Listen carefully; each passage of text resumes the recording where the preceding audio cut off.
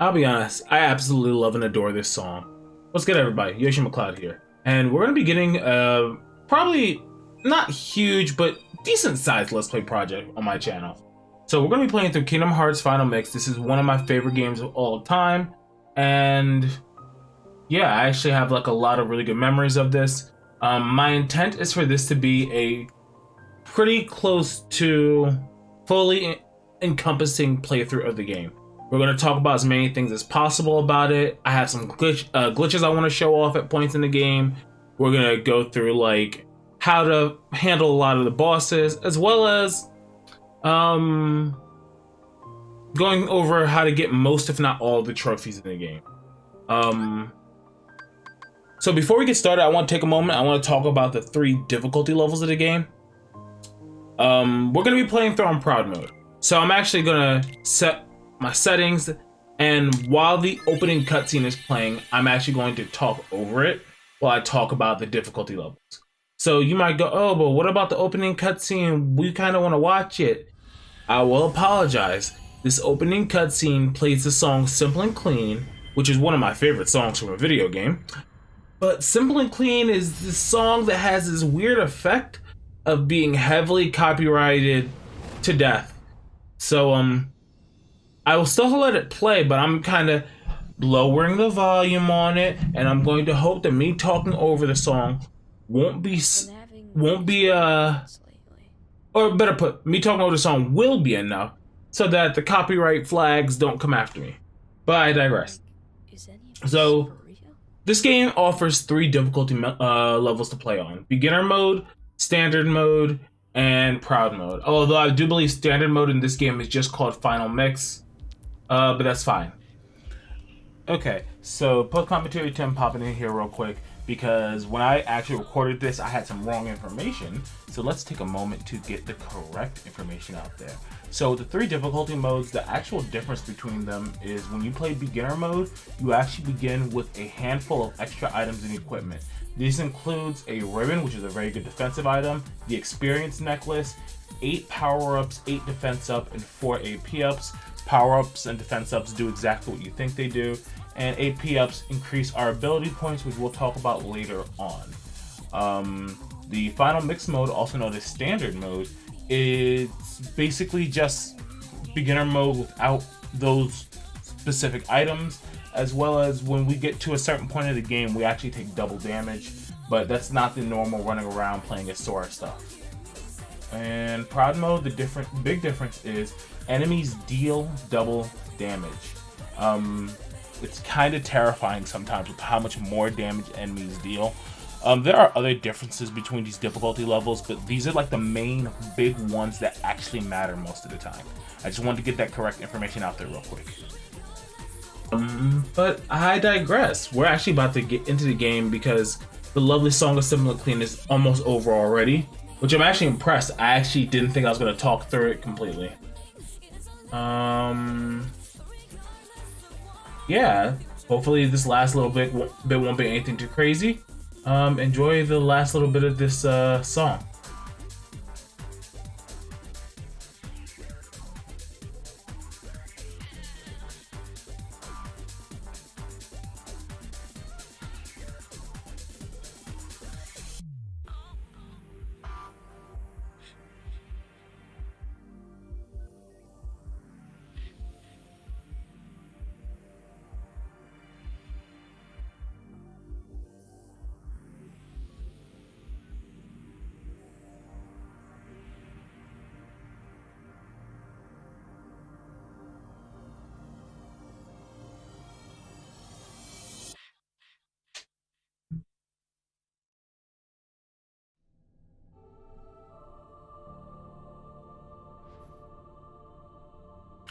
So much to do, so little time.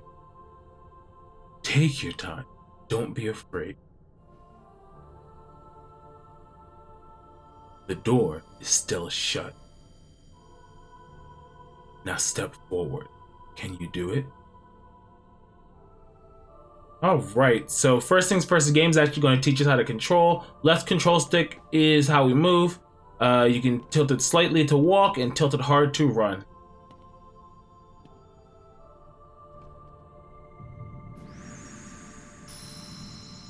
power sleeps within you. If you give it form, it will give you strength. Choose well.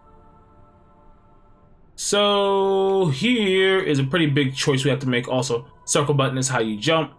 For me, when I was first playing this game, that was a little disorienting. But it's fine. So if you look around, you see there are 3 different things we can take. A sword, a shield, or a staff.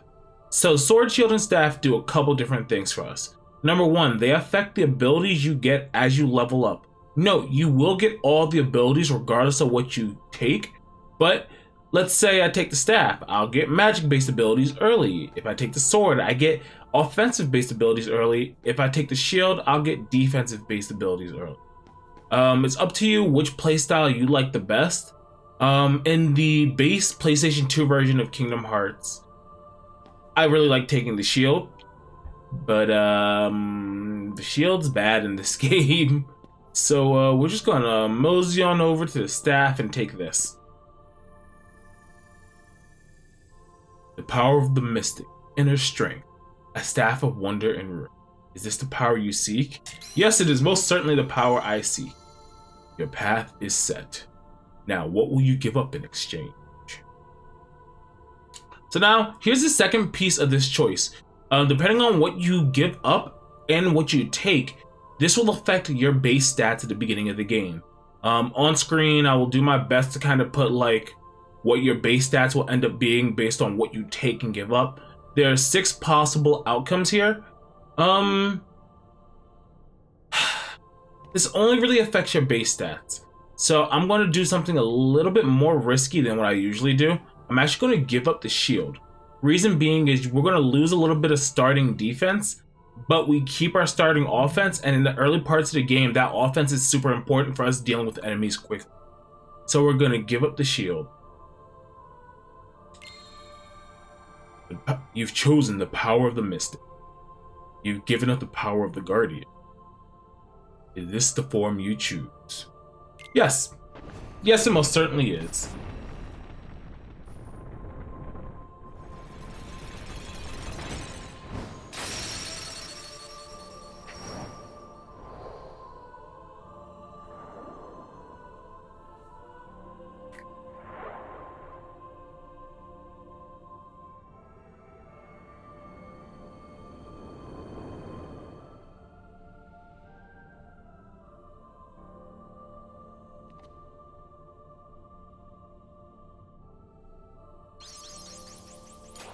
You've gained the power to fight.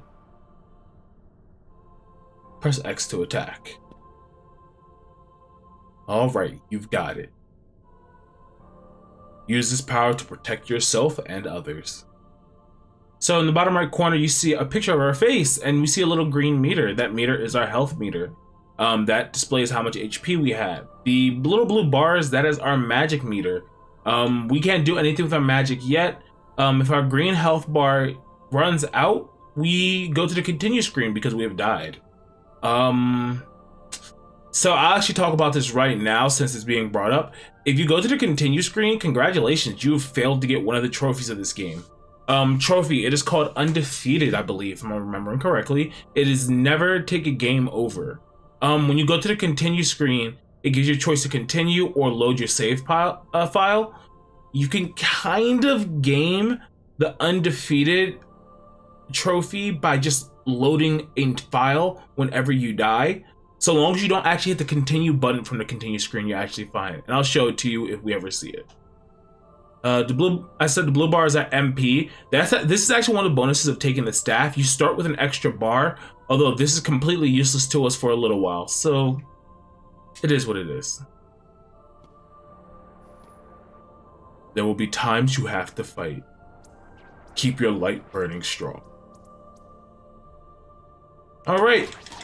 So, here, just beat up some enemies. You gain experience by defeating enemies. With enough experience, you gain a level. Furthermore, defeated enemies sometimes leave items behind. You can take these items by walking up to them. Different items can do different things like restore MP or HP.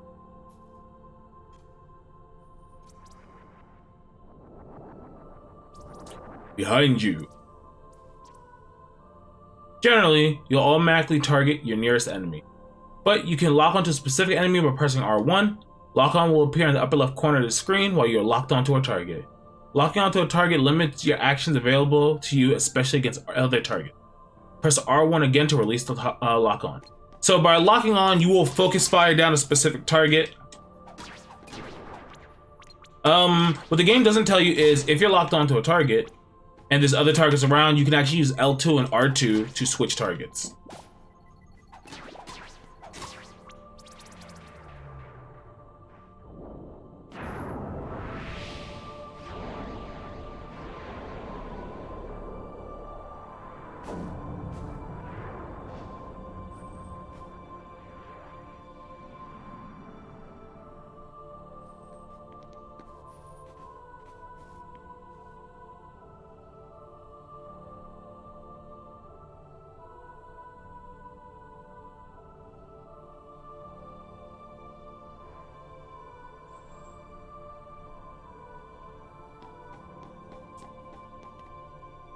Oh, so we have things called reaction commands, which if you see above our command list in the bottom left, a little green bar comes up and it says press triangle to examine. We can use that to examine objects. I can't open it.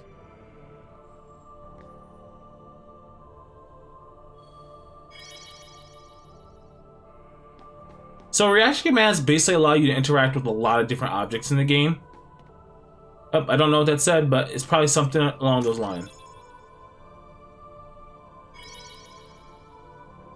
So you can push large crates.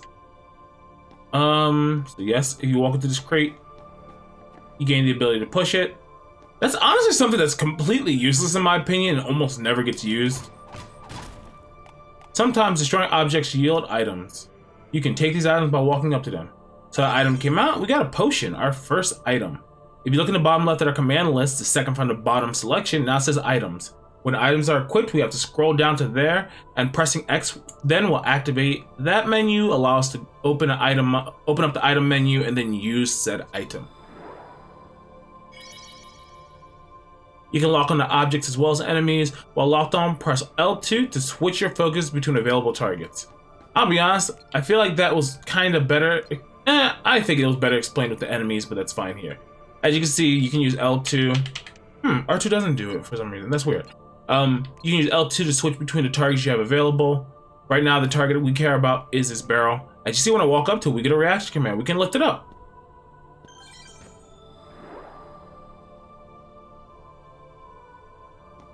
And now, we can open the door.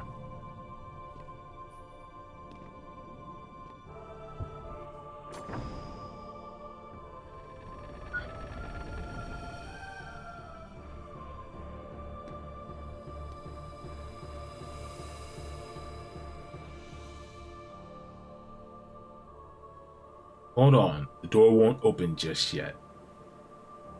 First, tell me more about yourself. So, something that this brings up right now is we can use the touchpad on the PS4 controller to go into first person view and look around. I'll be honest, this is kind of useless, but it's here. So what are we gonna do? There's 3 people here. When you walk up to them, we gain the ability to talk to them. So talk to nearby people. What's most important to you? I'm gonna say, my prized possessions. Are possessions such a big deal? What are you afraid of? Oh no, this answer choice. I guess I'm afraid of being indecisive? Being indecisive, is that really so scary? What do you want out of life? To be strong. To be strong, huh? You like to collect neat things. You're afraid of being indecisive. You want to be strong.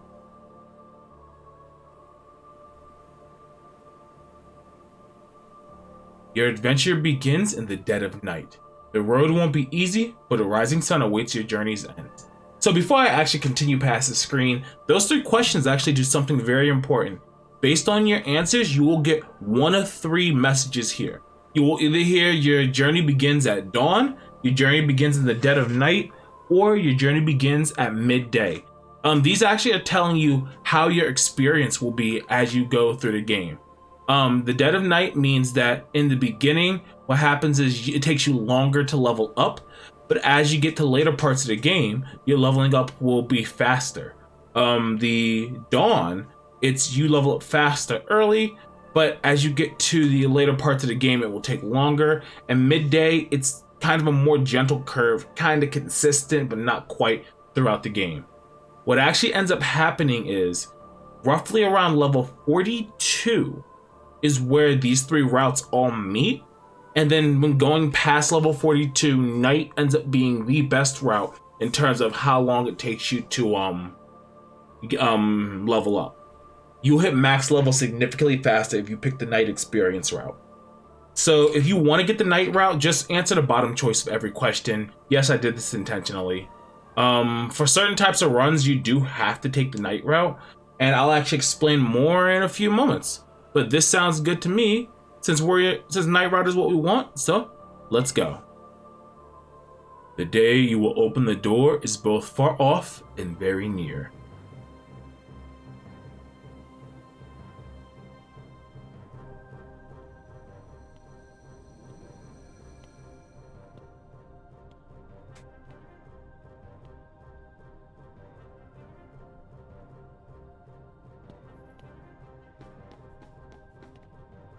Press the options button to open the menu screen. In the main menu, you can do things like view your inventory, status, or configure your game settings. However, you cannot open the menu during battle.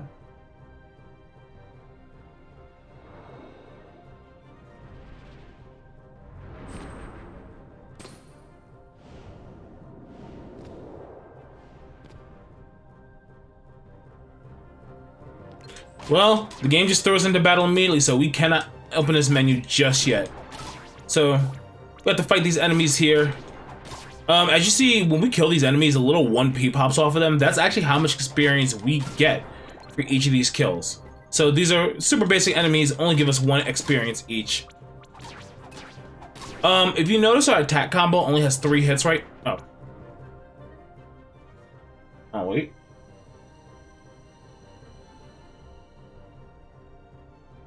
All right. What's this?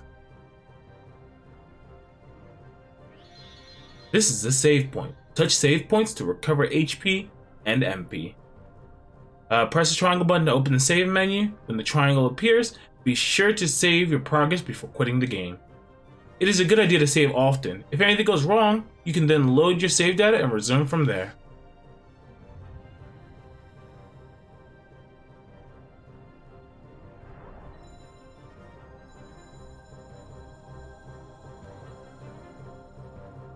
Alright, so let's go into our save menu.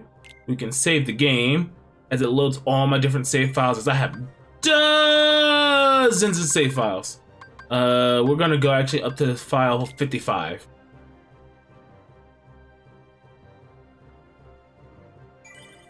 Thank you, game. And now, before we do anything else, I want to hit pause and let's go through our menus real quick.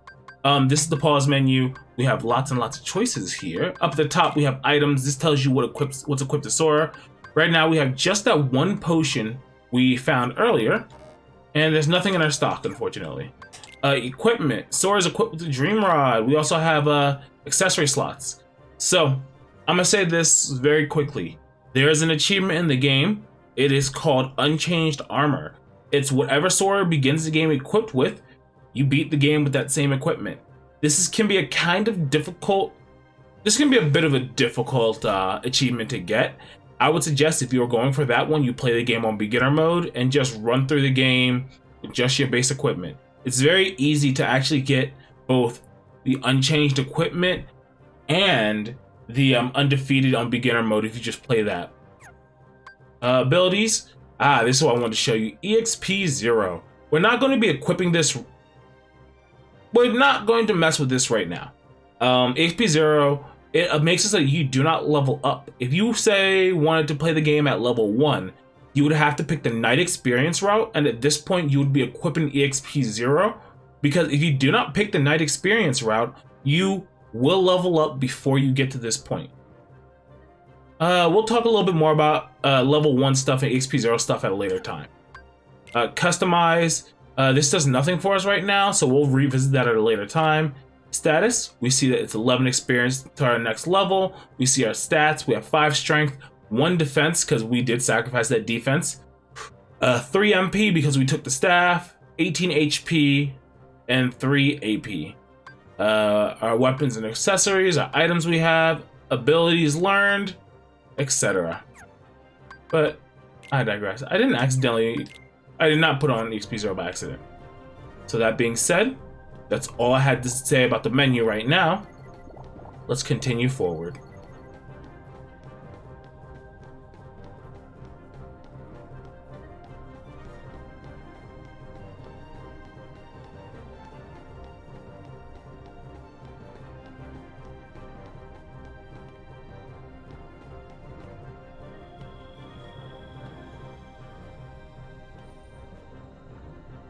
The closer you get to the light, the greater your shadow become.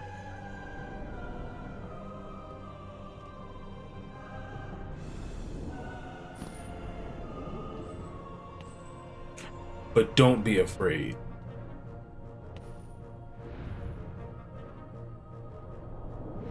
And don't forget.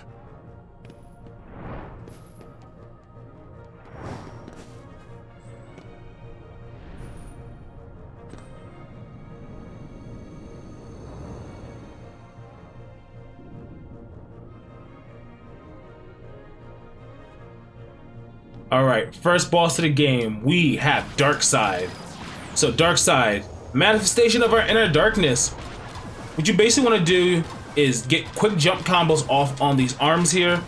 Jump combos are, in general, the fastest way to output damage when possible. You cannot jump combo every enemy, but when possible, I would say definitely do so. Be careful, especially if you took the same route I did. You're gonna have low HP. There are some little black guys running around. We'll talk more about those guys at a later time. All right, we're doing pretty good. And nice and easy, didn't even get hit.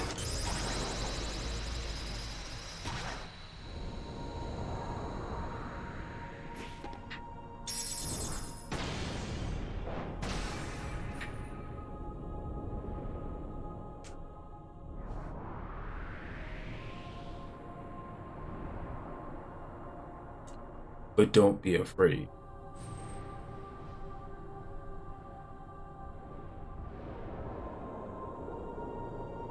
You hold the mightiest weapon of all.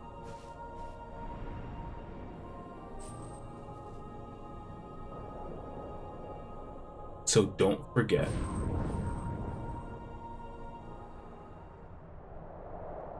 You are the one who will open the door.